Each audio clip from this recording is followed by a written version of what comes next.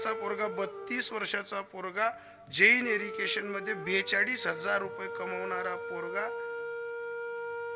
कंपनीची गाडी घ्यायला यायची, कंपनीची गाडी त्याला पोचवायला यायची, एवढा अधिकारी पोरगा. तीनदा त्याने मला घरी बोलवलं की काका जसं बाशिंग सुटलं तसं घरमा शांतता नाही, दात्या खटखट चालच, पण काका जेव्हा आम्ही गरीब होतो ना 3 पावशेर तेल आणायचो पण घरात दात्या नव्हत्या. आता 15 लिटरचं तेलचं डबं संपत नाही पण दात्याही संपत नाही. आमच्याकडे आई रोजानं जात होती ना तेव्हा दात्या कमी होत्या, पण आता उत्पन्न वाढलं, घरात शांतता वाढली, पण माय स्वभाव सोडायला तयार नाही आणि तो स्वभाव पत्नी मॅच करायला तयार नाही. सर्व बाया माणसांनो ऐका, देव दुय्यम स्थानी आहे भजण्यासाठी पहिले घरातली नाती सांभाळा. मी अशा गणच बाया देखत महादेवले 3-3 सावा पाणी टाकणाऱ्या आणि घरमा नवऱ्याला बी सासू सासराला बी बुकाडणाऱ्या. बाहेर 3 सावा पाणी टाकू नका, पण पले बांधेल महादेव ना डोळ्यामध्ये पाणी काढ नका. बाहेर 100 टँकर बी पाणी टाकत तर वाया जाई. जर आपलाच दिलबर, आपला सखा, आपला 7 जन्माचा जोडीदार जर घरातल्या वादांमुळे जर कोपऱ्यात रडत असेल तर तुम्ही अशी कोणती भक्ती करणार आहेत की त्याच्या अश्रूची किंमत मोजू शकणार आहेत? कोणत्या दिवशी तुम्ही महादेवाला सांगणार आहेत? अरे नवऱ्याला हृदय 2 असतात, एक कप्पा त्याच्या आई बापाचा, एक कप्पा त्याच्या धर्मपत्नीचा आहे. प्रत्येक बाईची खुबी आहे की माझा नवरा माझ्या मुठीत पाहिजे, तो माझ्या तालावरती नाचला पाहिजे. प्रत्येक माणूस बाईच्या तालावरती नाचतो, पण नाचणारा माणूस कोणता आहे माहितीये? ज्या बाईने त्याच्या हृदयातला ठाव घेतलाय की याले नाचाडासाठी पहिले त्या मायबापनी सेवा करणी पुढी बा, त्या तालवर माणूस नाचणार तरी चालस. पण अपेक्षा असा बाळगू नका की त्या मायबापले भुकाडसूत आणि मग तो आपला ताब्यावर राहायला पाहिजे. त्याला माहितीये त्याच्या आईने कष्ट केलंय, त्याच्या बापाने कष्ट केलंय. 32 वर्षाचा पोरगा, त्याचा 9वीत असणारा पोरगा, त्याने 3दा बोलवलं. एकदा गेलो मित्राला समजवलं. ग्रामपंचायत मध्ये 2दा निवडून आलेला माझा मित्र, मी त्याला समजवलं, म्हटलं का रे आबड्या, अरे हा पोरगा निर्वेशनी, याला सुपारीच्या खांडाचं व्यसन नाही, या घरातल्या दात्या. त्याने माझा असा हात धरला आणि बाजूला सांगितलं, म्हणे महाराज आपण दाखल पण एकच शाळामध्ये शिकलो, 12वी लागून सांग, पहिल्यापासून तुझाही बाप मेला होता, माझा बाप मेला होता, हे विश्व उभं करण्यासाठी मी काय नाही केलं. अरे घरमा दायदाना होतात नाही, शांतता होती. आज बट गरम आहे पण सासू बी आवरात नाही, उभी आवरात नाही, डोपर तर कोपर जोडी दिनात, शिलगा का मरा मालीस ना मग तोंड नाही घालणं. पण त्याचे शब्द होते की मना सोनासारखा पोरग्या या इसनामा निपाई जाई राही ना.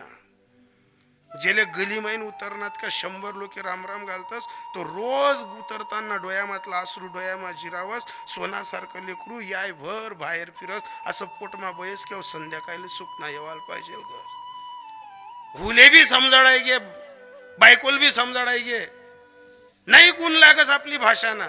तू सांगित एकतून भाऊजाईले, मी माझ्या भाऊजाईला, माझ्यापेक्षा मोठी असणारी भाऊजाईला विचारलं, म्हटलं काय वहिनी साहेब, जगदुन्यामध्ये जे दिकीर आहे ना ते सुधारणात नाही.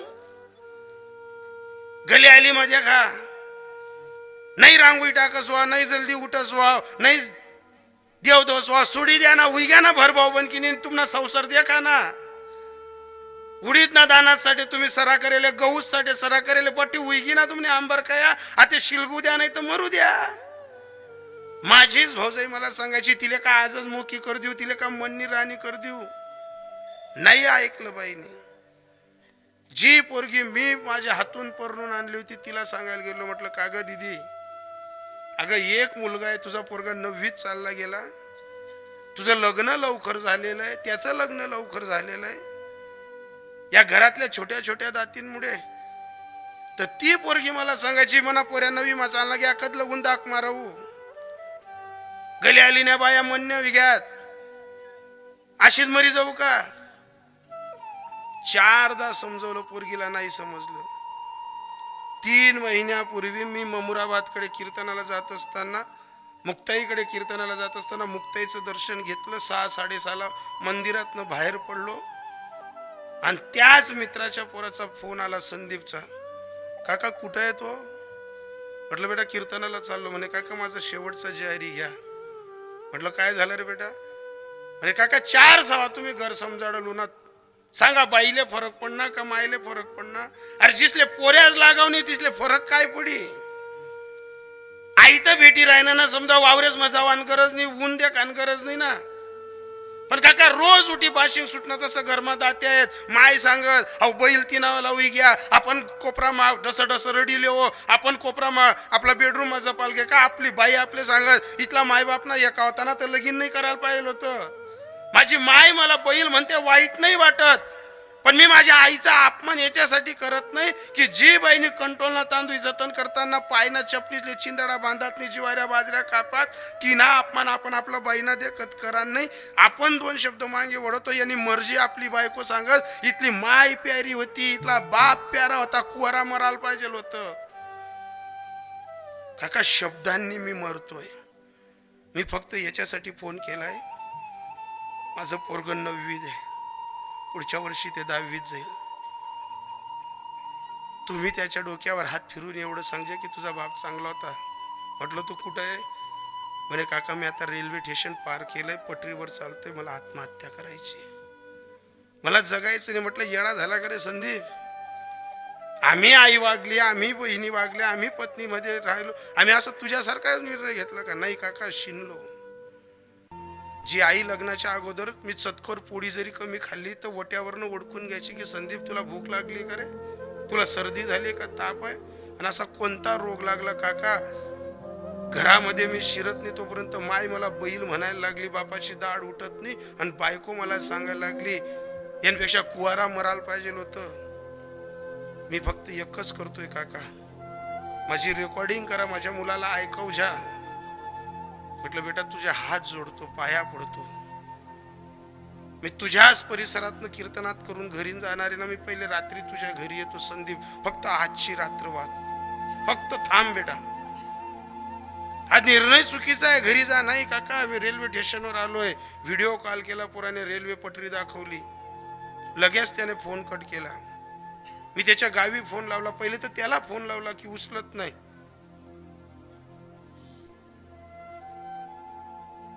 4-5दा फोन लावला, उचलला नाही. लगेच त्याच्या मित्रांना फोन लावला. अरे म्हटलं पडा, तो म्हसावडच्या पुढे निघालेला आहे.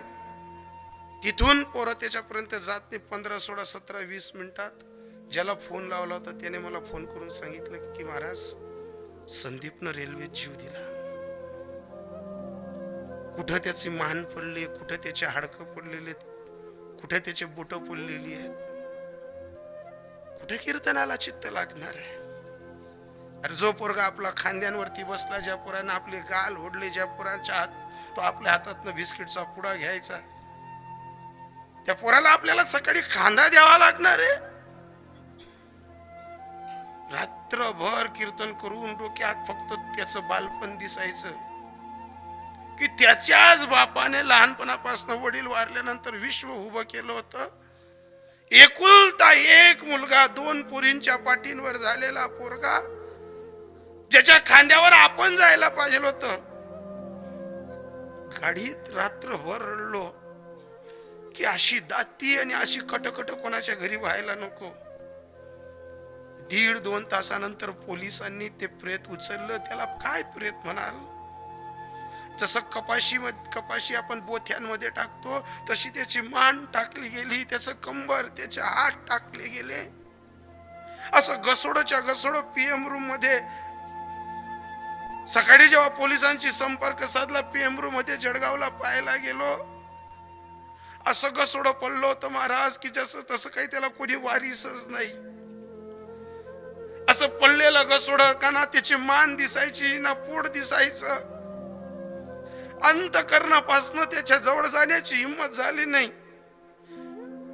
4-4:30 वाजता त्या दिवशी त्याची प्रेत यात्रा झाली. मित्राला समजवलं,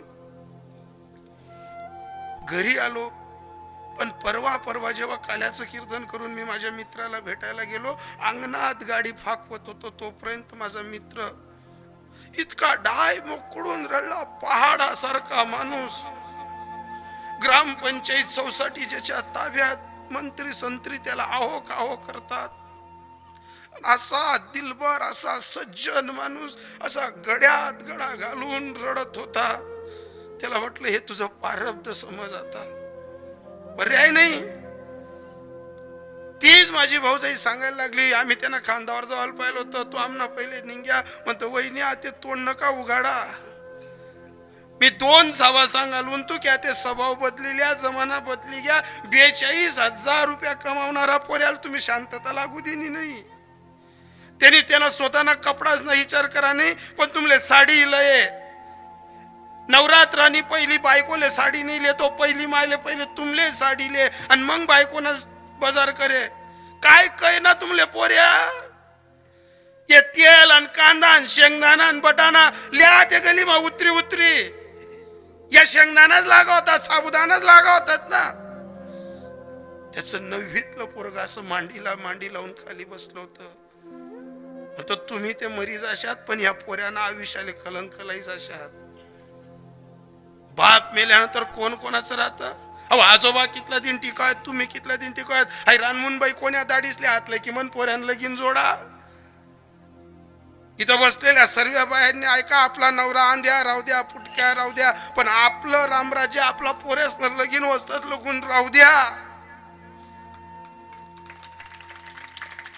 पोऱ्याना बाप जर आज कलियुग मरी घ्या ना, त्यांना लगीन नाही कोणी जोडस, कोणास काका चुलता नाहीत, कोणा मामा मावश्या नाहीत, कोणी असं 2 पावले पुढे चाली सण म्हणत नाही, छातीला हात लाई सण, जो तो आपला आपला लाल गुलाल करा मागेत.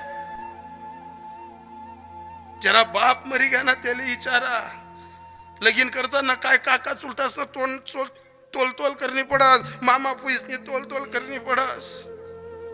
स्वतःचा बाप मेल्यानंतर 10,000 लोकांची पंगत देत आहे, ते सर्व जोडपा ववाईनी टाकायला सारखा येतच, पण आपली माय कमी वय माझा वय वैधव्य पण मग आपल्यावर ववाईनी टाकायलेस ना, त्या दिन बरेल मंडप मग आपण आपला बाप शोधतस.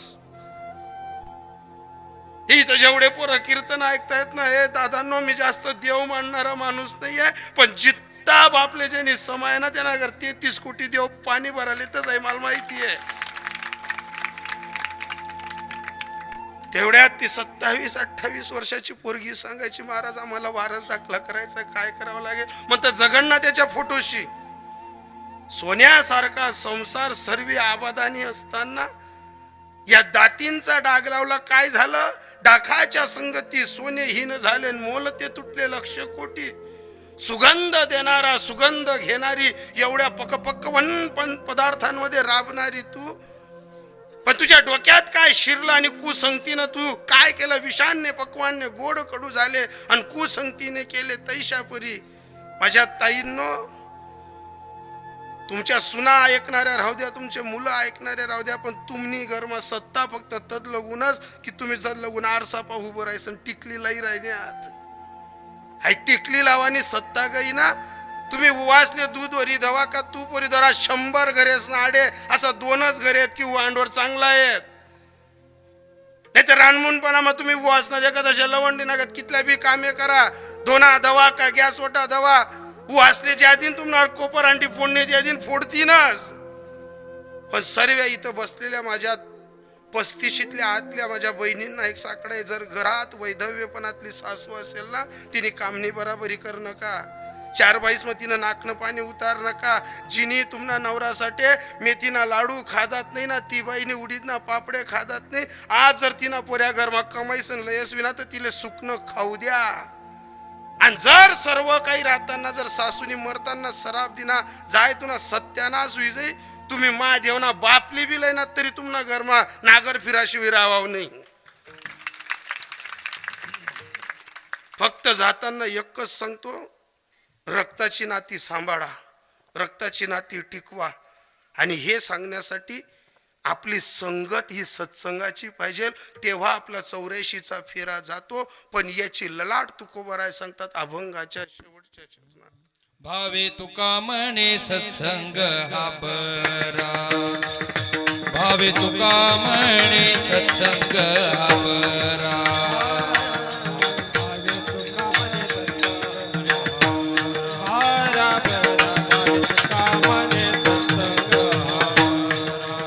कुसंग हा फेरा 84चा कुसंग हा फेरा 84चा ओडाळाच्या संगे सात्विक नाचली ओडाळाच्या संगे सात्विक नाचली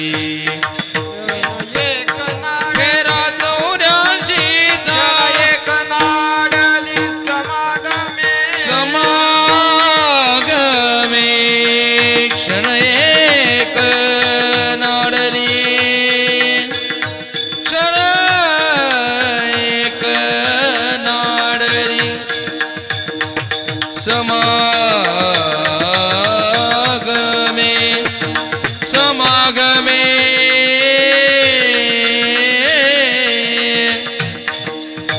समागमे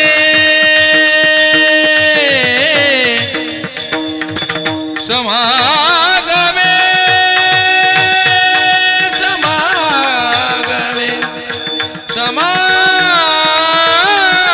समागमे क्षण एक नाडली समागमे क्षण एक नाडली समागमे समागमे समागमे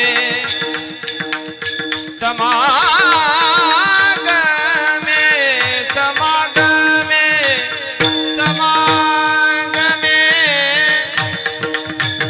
समागमे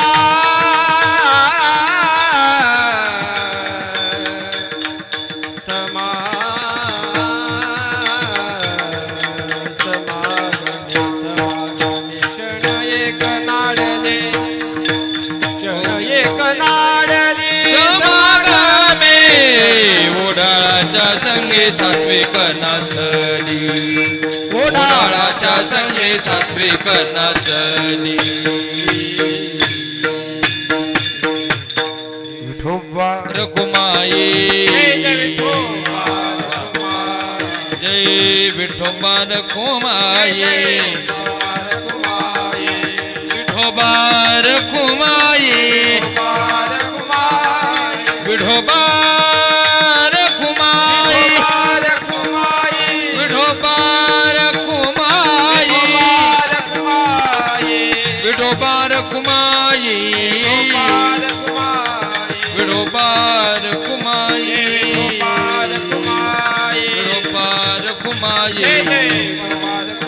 जय विठोबा रखुमाई जय विठोबा रखुमाई जय विठोबा रखुमाई जय विठोबा रखुमाई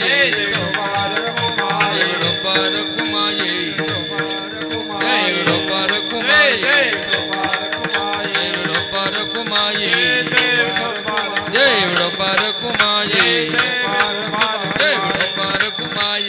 विठोबा रखुमाई विठोबा रखुमाई जय विठोबा रखुमाई जय विठोबा रखुमाई विठोबा रखुमाई विठोबा रखुमाई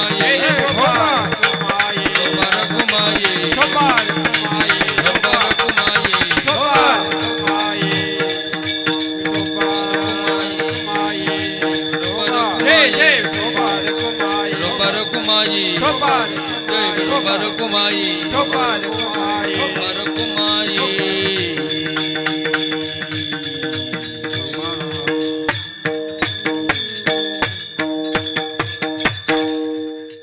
भावे तुका म्हणे सत्संग हा बरा कुसंगी हा फेरा 84चा मला संगतीवरती बोलताना एवढंच सांगायचं आहे आपली संगत जर कीर्तनाची असेल हरिभजनाची असेल तर आपल्या घरात दात्या होणार नाहीत कारण इथं वेगळं ऐकायला भेटतं महाराज रोजचे वक्ते वेगळं सांगतात एक एक वक्ता तोला मोलाचं सांगून जातो मी रोज रात्रपाठ फक्त समाज प्रबोधनाचं काम करत असताना एकच सांगेल ताई अशी एक बाई नाही की ती बाई रडत नव्हती असा एक बाबा काका नाही की तुमच्या डोळ्यात पाणी नव्हतं पाणी आणण्यासाठी कीर्तन नव्हतं पण प्रसंग असा होता तो तुमच्या घरात घडू शकतो माझ्या घरात घडू शकतो दाती माणसाचे उघडे डोळे असतात पण काळ घेरून ज्या दिवशी येतो ना त्या दिवशी चांगल्या घराला सुद्धा बट्टा लावून जातो ढेकणाच्या संगे हिरा जो गंगाला कुसंगे नाडाला साधू आपला पोरगा नाळला गेला नको पाहिजे कुठं माणूस नाळला गेला नको पाहिजे किंवा कधी काळी स्त्री कुठं नाळली गेली नको पाहिजे म्हणून कधीतरी ओढाडांची संगत ओळखा. ओढाडाच्या संगे सात्विक नासली शनयक नाडली समागमे. आपले कुटुंब फार हिऱ्या मोत्यासारखी आहेत, पण सोन्यालाही कधी कधी डाग लागतो आणि सोन्याची किंमत मूल्यांकावरनं कमी येते. डाकाच्या संगती सोने हीन झाले, मोल ते तुटले लक्ष कोटी. आपलं वैभव गोड आहे, पण त्याला दूषित करू नका. विषान्य पक्वान्य गोड कडू झाले, कुसंगतीने केले तैशा परी. पण या सर्वांवरती सोपा मार्ग आहे. कीर्तनाला या, इथं ऐका आणि आपलं जीवनातलं वागणं बदलवा. सासऱ्यानं सासऱ्याचं पण ओळखावं, सासूने सासूचं पण ओळखावं, सुनेने आज्ञेत राहावं, मुलाने मायबाप आहेत तोपर्यंत त्यांची सेवा करावी. पण ही संगत कुठं आहे? भावे तुका म्हणे सत्संग हा बरा, कुसंगी हा फेरा 84चा.